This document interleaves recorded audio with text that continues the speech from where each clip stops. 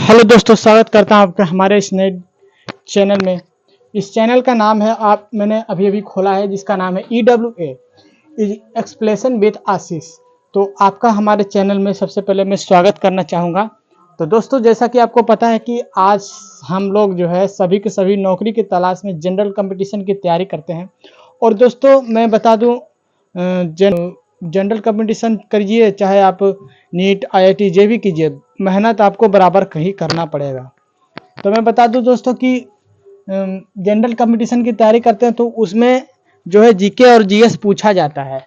GK GS का weightage आजकल आपको पता है कि जीके का वेटेज कम गया है और जीएस का वेटेज जो है बहुत ही ज़्यादा चल रहा है। मैथ का और रीजनिंग का वेटेज हाई है और जीके का थोड़ा सा कम है, अब कम गया है। और जीएस यानी साइंस, जो जनरल साइंस है ना दोस्तों, 9th class 10th class 8th class, ये जो है ना सबसे ज़्यादा पूछा जाने लगा है आजकल एग्जाम में।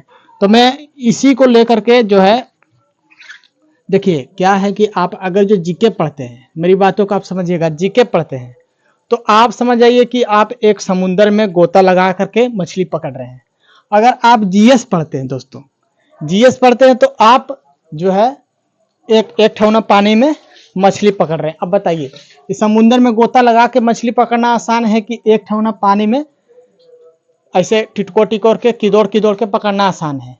अब आप सोच लीजिए, एक ठौना पानी में आपको मछली पकड़ना है कि समुंदर भर डूबा पानी में आपको मछली पकड़ना है? कहने का मतलब सीधा सीधी मेरा ये हुआ भाई लोग आपका कि आप जीके पढ़ते हैं, जीके यानी समुंदर है। जीएस पढ़ते हैं आप, जीएस में अच्छा खासा नंबर ला सकते हैं थोड़ा बहुत ही पढ़ करके। तो मैं इसीलिए बोलता हूँ आप लोग सबसे पहले तो जीएस कंप्लीट कीजिए, मेरा यही कहना रहेगा। तो हम भी आप ही के जैसा एक स्टूडेंट हैं और फिलहाल मैं सोचा कि यूट्यूब चैनल क्यों ना खोल लूँ। जी हाँ दोस्तों, रेलवे में चाहे कोई भी एग्जाम हो, बायोलॉजी का वेटेज हमेशा ही ज़्यादा रहता है। तो हम आपको जो है बायोलॉजी पढ़ाना शुरू करेंगे। ये मेरा क्लास 1 हुआ, क्लास 1 है, क्लास 1 ये मेरा। और फिजिक्स केमिस्ट्री बायो, ये तीनों का वीडियो मेरे दोस्तों जो है आपके इस चैनल पे आता रहेगा। तो आज बारे में बेसिक चीज़ हम जान लेते हैं।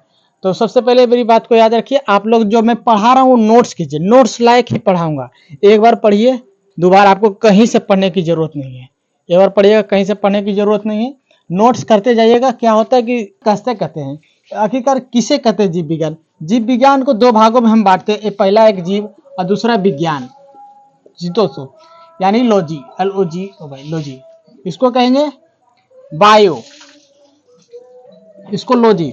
बायो माने होता है जीवन और लॉजी माने होता है अध्ययन, यानी जिसमें हम जीवित वस्तु को जीवों का अध्ययन करते हैं, उसे हम बायोलॉजी कहते हैं। विज्ञान किसे कहते हैं? जीव विज्ञान की वह शाखा है जिसके अंतर्गत समस्त जीवों का अध्ययन किया जाता है। जीव विज्ञान वह शाखा है जिसके अंदर सभी जीवों का अध्ययन किया जाता है। जीवों मतलब कि कीड़े मकोड़े पेड़ पौधे जितने भी हैं, सभी का जो अध्ययन जीव विज्ञान में किया जाता है। इसका अलग से बनाया गया है, इसके लिए स्पेशल बनाया गया है, जीवों के लिए, पेड़ पौधों के लिए, जो कि जीवित वस्तुओं उनके लिए इसी में अध्ययन होगा, उसी को जीव विज्ञान कहते हैं। जीव शब्द का प्रयोग सर्वप्रथम लेमार्क ने किया था। ये दोस्तों याद रखिएगा, लेमार्क ने किया था। जीव शब्द का प्रयोग मतलब जीव शब्द मतलब जीव विज्ञान बोल सकते हैं, जिसका जनक नहीं बोल सकते, मतलब शब्द जो दिया है वह है लेमार्क चचा जी थे जिन्होंने जीव विज्ञान शब्द दिया, तथा ट्रेवीरेनस ने 1802 में किया था प्रयोग सर्वप्रथम। ट्रेवीरेनस। दोस्तों एक चीज और याद रखिएगा आप लोग कि लेमार्क जो है ना, ये फ्रांस के थे। लेमार्क फ्रांस के थे और ये जो ट्रेवीरेनस जो थे जर्मनी के थे। लेमार्क, ये नोट कीजिएगा आप लोग, लेमार्क जो थे, ये क्वेश्चन पूछा जा सकता है, फ्रांस के थे। और जो ट्रेवीरेनस थे जो ये थे जर्मनी के। ये आप लोग नोट कर लीजिएगा, मैं आपको कहूँ तो आप लोग जो है एक कॉपी में नोट करते जाएगा ये सब। तो हम लोगों ने वो समझ लिया। आप समझते हैं सजीव क्या है? सजीव मतलब जीवित व्यक्ति, मतलब जीवित चीज क्या है। निर्जीव और सजीव, जिसमें जान हो उसे सजीव कहते हैं। तो दोस्तों ऐसे ही हम किसी को सजीव तो बोल नहीं सकते, उसमें कुछ गुण हैं, सजीवों के कुछ गुण हैं निर्धारित किए गए हैं। वो देखिए क्या है। पहला, वो श्वसन लेना चाहिए। दूसरा, वो वृद्धि करना चाहिए। तीसरा, वो पोषण यानी पालन पोषण खुद का करना चाहिए। चौथा, पाचन करना चाहिए। अब जो पाचन करेगा वही ना है सजीव। उत्सर्जन, उत्सर्जन मतलब, उत्सर्जन एक अलग चैप्टर में पढ़ा दूंगा आप लोगों को। उत्सर्जन मतलब जो जैसे मूत्र का त्याग करना, पसीना निकालना, ये सब उत्सर्जन तंत्र होते हैं। चलिए अब है पांचवा, प्रजनन। जो प्रजनन करता हो, अपनी जनसंख्या बढ़ाता हो, अपना अस्तित्व बनाए रखता हो, बनाए रखने के लिए प्रजनन करता हो। रिप्रोडक्शन, इधर गाइस हम लिख दिए, देख सकते हैं आप लोग, इंग्लिश में लिख दिया। आप लोग अच्छे से नोट बना लीजिएगा। अब पढ़ेंगे हम लोग जीव विज्ञान की शाखाएं। दोस्तों जीव विज्ञान की 2 शाखाएं हैं। पहला तो है विज्ञान, आप लोग नोट कीजिएगा अच्छे से, जंतु विज्ञान। दूसरा हम बांटते हैं इसको वनस्पति विज्ञान, वनस्पति विज्ञान, जिसमें पेड़ पौधों का अध्ययन किया करते हैं, यानी जूलॉजी, बोटनी।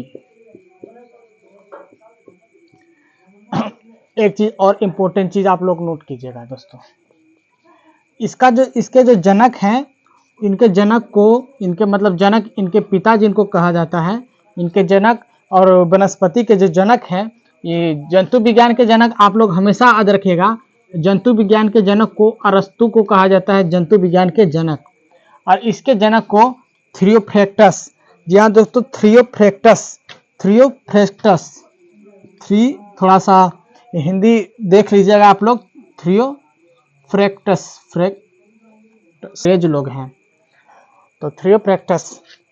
तो गाइस ये जो अरस्तु चचा हैं, बड़े स्मार्ट चचा हैं अरस्तु, इन्हीं को जनक कहा जाता है, जीव विज्ञान का जनक अरस्तु को, और वनस्पति के विज्ञान का जनक थियोफ्रैक्टस को कहा जाता है।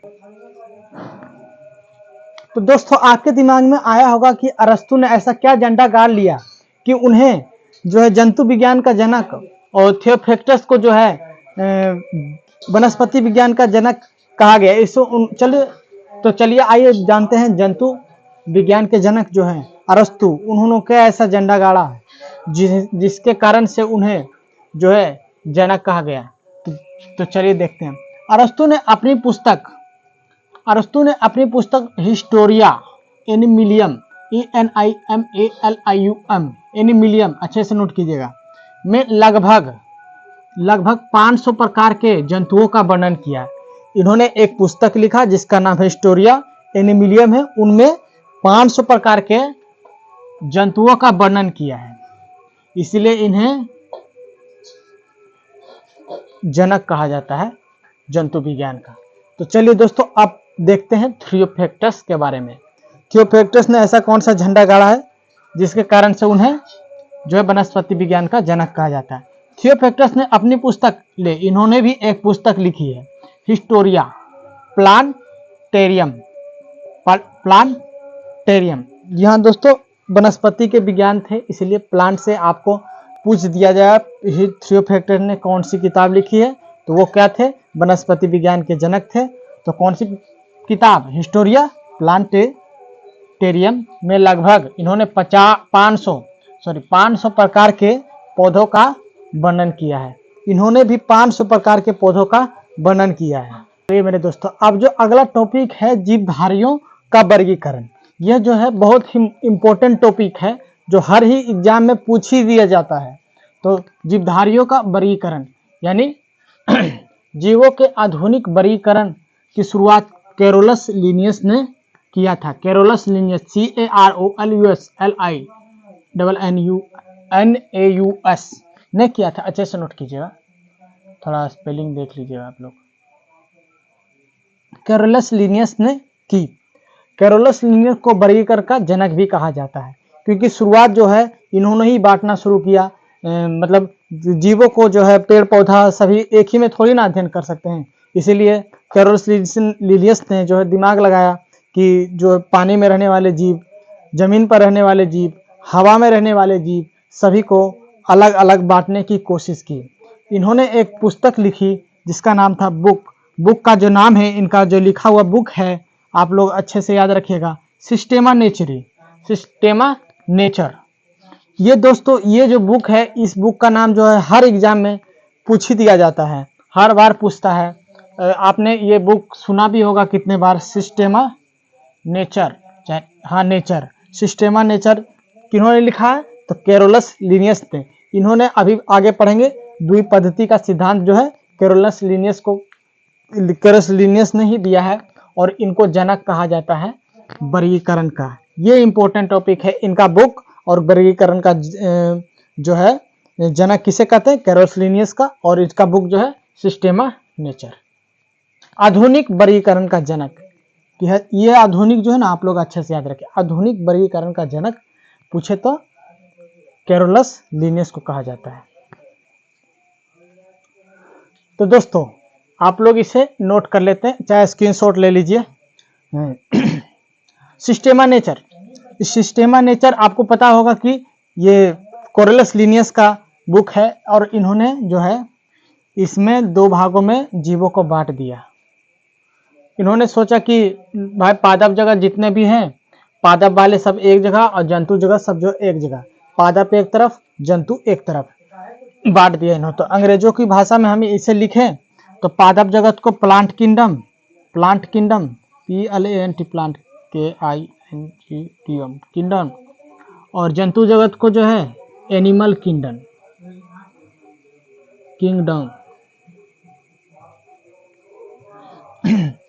इन्होंने अपना बुक सिस्टेमा नेचर में 2 भागों में विभाजित किया। इसे द्विपद्धति जनक भी कहते हैं, कैरोलस लिनियस को द्विपद्धति जनक भी कहते हैं। ये चीज भी नोट कीजिएगा आप लोग अच्छे से। तो चलिए दोस्तों, अब आगे चलते हैं। आगे जो पढ़ेंगे हम लोग त्रिपद्धति वर्गीकरण, फिर पढ़ेंगे चतुर्पद की पद्धति वर्गीकरण, इंपॉर्टेंट नहीं है, उसको छोड़ देंगे। फिर पढ़ेंगे 5 पद्धति वर्गीकरण।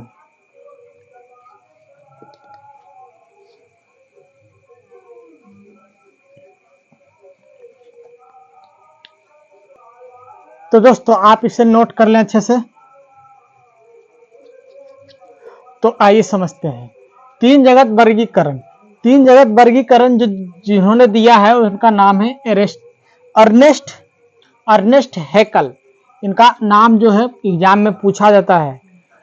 मैं 3 जगत वर्गीकरण का जो नाम पूछा जाता है, और कौन कौन में, जैसे 3 जगत वर्गीकरण में कौन कौन आते हैं, ये भी पूछा जा सकता है। इसलिए आप लोग जो है इम्पोर्टेंट है, इसको अच्छे से नोट कीजिएगा। अर्नेस्ट 3 जगत वर्गीकरण किसने दिया? तो अर्नेस्ट हैकल ने। अब 5 जगत वर्गीकरण किसने दिया? तो RH विटेकर ने।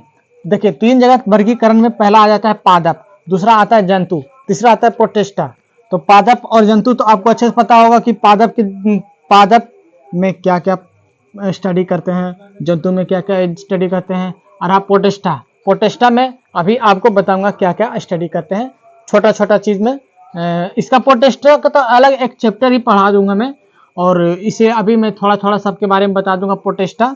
और देखते हैं अभी 5 जगत प्रणाली, 5 जगत वर्गीकरण किसने दिया, 5 जगत प्रणाली किसने दिया? तो उनका नाम है RH विटेकर। RH विटेकर, आज रखिएगा, RH विटेकर। पहला दिया पादप, दूसरा जंतु, तीसरा मोनेरा जो इन्होंने ऐड किया, मोनेरा और कवक इन्होंने ऐड किया। मोनेरा और कवक 5 जगत प्रणाली में मोनेरा और कवक इन्होंने ऐड किया है। तो दोस्तों, अभी हम मोनेरा जगत के बारे में थोड़ा सा पढ़ लेते हैं। आप लोग नोट जो है अच्छे से कर लीजिए। मोनेरा जगत का अलग एक टॉपिक हो जाएगा, अलग मैं एक वीडियो बना दूंगा, सेपरेट वीडियो, उसमें मोनेरा जगत के बारे में डिटेल से पढ़ लेंगे, ठीक ना। तो अभी मैं थोड़ा सा बहुत आपको बता देता हूँ मोनेरा जगत के बारे में जानकारी। इस जगत में सभी बैक्टीरिया, सभी प्रोकैरियोटिक जीव अर्थात जीवाणु, साइनोबैक्टीरिया तथा आर्कीबैक्टीरिया सम्मिलित होते हैं। प्रोकैरियोटिक आप लोगों को अगर नहीं समझ में आ रहा है तो मैं आपको सेल चैप्टर में, सेल यानी कोशिका चैप्टर में अच्छे से समझा दूंगा प्रोकैरियोटिक यूकैरियोटिक किसे कहते हैं। अभी मैं फिलहाल में आपको समझा दूं शॉर्टकट में। प्रोकैरियोटिक कोशिका जो है ना, कोशिका दो प्रकार के होते हैं। जैसे दो प्रकार के कोशिका होता है, एक होता है प्रोकैरियोटिक, मानिए यूकैरियोटिक। तो प्रोकैरियोटिक जो होता है ना, वो जिसमें केंद्रक होता है ना, प्रोकैरियोटिक कोशिका में केंद्रक में जो है ना ऊपर ऊपर झिल्ली, वो झिल्ली विकसित नहीं होता है। और यूकैरियोटिक में जो होता है केंद्रक, और केंद्रक के ऊपर जो है ना झिल्ली इसमें विकसित होता है। मतलब कि समझिए ये जो है ना प्रोकैरियोटिक, ये पुराना मॉडल वाला है, और यूकैरियोटिक जो है ना ये नया मॉडल का कोशिका है। यूकैरियोटिक माने यू माने हम लोग, यूकैरियोटिक जो है ना हम लोग हैं यूकैरियोटिक। और प्रोकैरियोटिक में जो बैक्टीरिया छोटा छोटा जीव जो होता है ना अविकसित होता है, मतलब उतना अच्छा से विकसित नहीं होता है उनका केंद्रक, वो होता है प्रोकैरियोटिक। अब अच्छे से आपको समझ में आ गया होगा प्रोकैरियोटिक यूकैरियोटिक, और मैं डिटेल से आपको मैं सेल चैप्टर में पढ़ा दूंगा।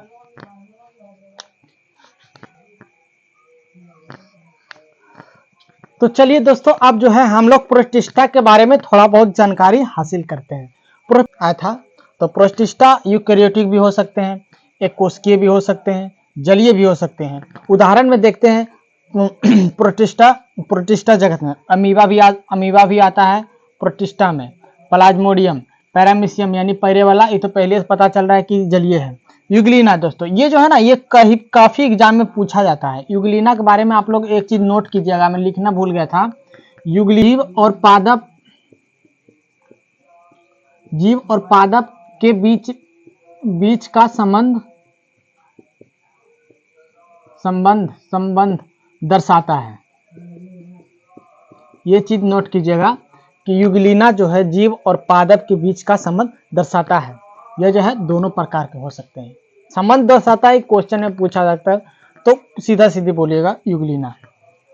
यूग्लिना की एक ही खास बात है, वो है ये पादप और जीवों में संबंध को अच्छे से दर्शाता है। तो दोस्तों अब हम जानते हैं पादप के बारे में। पादप के बारे में तो सभी को पता ही होता है। पादप पेड़ पौधा के बारे में, ये पेड़ पौधे आते हैं, इसमें जो है पेड़ पौधे आते हैं, ये बहुकोशिकीय होते हैं, सबको पता है। प्रकाश संश्लेषण की प्रक्रिया होती है, क्योंकि ये जीवित हैं, ये प्रकाश संश्लेषण द्वारा अपना भोजन बनाते हैं।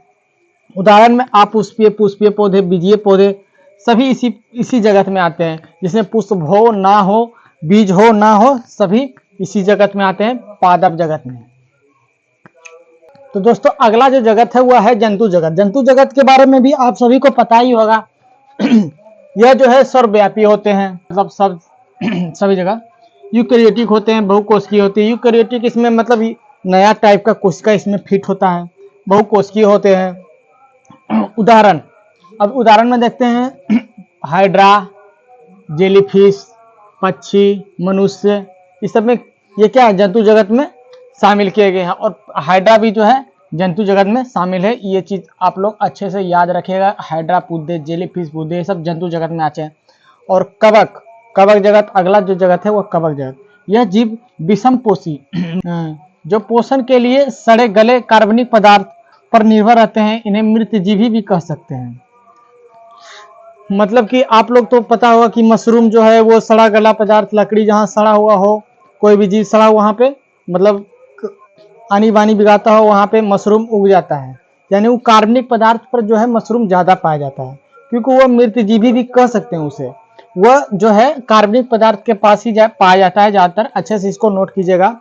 इसका उदाहरण जो है मशरूम, ईस्ट, पेनिसिलियम आदि। इसका उदाहरण याद रखिएगा। मशरूम पूछा जा सकता है, ये कवक है। ईस्ट में पूछा जा सकता है, ये भी कवक है। एक चीज और मैं बता दूं, आप लोग जो छोला भटूरा खाते हैं ना, उसमें जो है हम लोग छोला भटूरा घर पे बनाते हैं तो क्यों नहीं बनता है, उसमें ईस्ट डाला जाता है। ईस्ट डाल करके आधा एक घंटा छोड़ दिया जाता है। उसके बाद उसमें जो है कुछ ऐसी प्रक्रिया होती है ईस्ट के द्वारा कि वो आटा जो है फूल जाता है। और फूलने के बाद उसके बाद जब हम लोग बनाते हैं छोला भटूरा, ऐसे वो लोग बनाते हैं तो क्या होता है कि वो फूलने लगता है और अच्छे से हो जाता है। और पेनिसिलियम भी याद रखिएगा दोस्तों, जो है कवक के अंतर्गत ही आ जाते हैं। तो दोस्तों यहाँ पर जो है हमारा चैप्टर लगभग समाप्त हो चुका है। अब मैं आपसे कुछ क्वेश्चन पूछने वाला हूँ, जिसका आप लोग जवाब दीजिएगा। और यहाँ दोस्तों ये सिर्फ मैंने थोड़ा थोड़ा पढ़ाया, ये नहीं कि ये जंतु जगत में बहुत कुछ पढ़ना है। मैं अभी आपको नहीं पढ़ाया हूँ, और कवक जगत में ही बहुत पढ़ना है। अभी मैं थोड़ा थोड़ा आपको सिर्फ बताया हूँ। तो दोस्तों पहला क्वेश्चन का जवाब दीजिएगा कि तृतीय वर्गीकरण किसने दिया था। तृतीय वर्गीकरण कमेंट में बताइएगा। पांचवें वर्गीकरण, द्वितीय वर्गीकरण और जीव विज्ञान के जनक। हाँ दोस्तों एक चीज और मैं आपको भूल गया बोलना, जीव विज्ञान के जनक जो है अरस्तु को कहा जाता है। जंतु विज्ञान के जनक जो है वो भी अरस्तु को ही कहा जाता है। और वनस्पति विज्ञान के जनक जो है थियोफ्रैक्टस, वनस्पति विज्ञान के थियोफ्रैक्टस को कहा जाता है। ये सब याद रखिएगा। कोशिका विज्ञान, जी हाँ दोस्तों, कोशिका विज्ञान यानी कोशिका विज्ञान, साइटोलॉजी, कोशिका के अध्ययन को क्या कहते हैं, साइटोलॉजी विज्ञान। कोशिका विज्ञान साइटोलॉजी, इसका अध्ययन को कहते हैं एक चीज और, साइटोलॉजी। इसका जो जनक है रॉबर्ट हुक। दोस्तों थोड़ा हिंदी में कंफ्यूजन हो जाता है, भूल जाते हैं। Hook, Robert Hooke. जीव विज्ञान के जनक अरस्तु, जंतु विज्ञान के जनक अरस्तु, वनस्पति विज्ञान के जनक थियोफ्रैक्टस, कोशिका विज्ञान के जनक रॉबर्ट हुक। चलिए दोस्तों ये सब याद हो गया होगा, उम्मीद करता हूं मैं कि आपको ये जो है याद हो गया होगा। 5 जगत प्रणाली यानी 5 जगत वर्गीकरण किसने दिया, कमेंट बॉक्स में बताएं। ये क्वेश्चन मैं आपके लिए छोड़ के जाता हूँ। धन्यवाद दोस्तों, आपको इस वीडियो को देखने के लिए सबसे पहले मैं आपका धन्यवाद करना चाहता हूँ। अगर आप भी जनरल कंपटीशन की तैयारी करते हैं, NTPC, RRB, railway, group D, चाहे आरपीएफ की तैयारी करते हैं, तो हमारे साथ जुड़ जाइए EWA explanation with Ashish channel के साथ। अभी कभी सब्सक्राइब कीजिए, अच्छा लगे तो लाइक कीजिए। धन्यवाद।